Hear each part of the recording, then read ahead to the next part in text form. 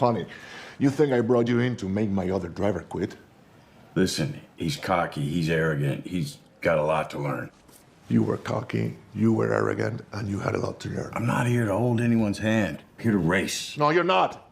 Sonny, you're here to give me a heart attack. I'm not really into car racing, so I was kind of on the fence about this movie, but as it turns out, it wasn't just about the car racing. Yes, of course, there's plenty of that in there, but I decided to give it a go because of a valued recommendation and because of the comeback story it offered. Now, F1 is a 2025 action sports drama with Brad Pitt, Damson Idris, and Javier Bardem.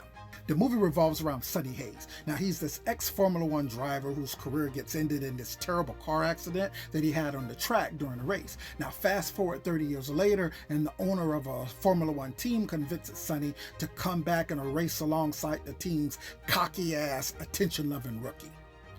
Fam, this movie was great. I had such a good time watching this thing. The tension and the adrenaline that was pouring off that screen just had me on the edge of my seat.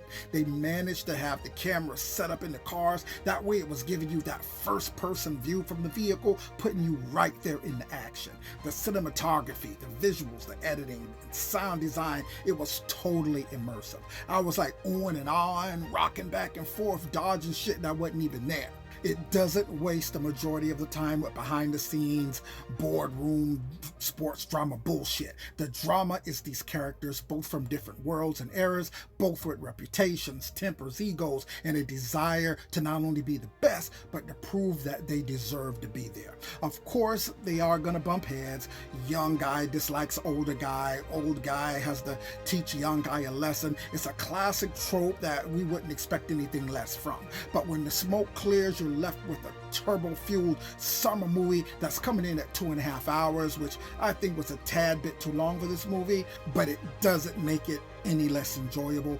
F1 is playing right now in theaters, and it's definitely worth a watch.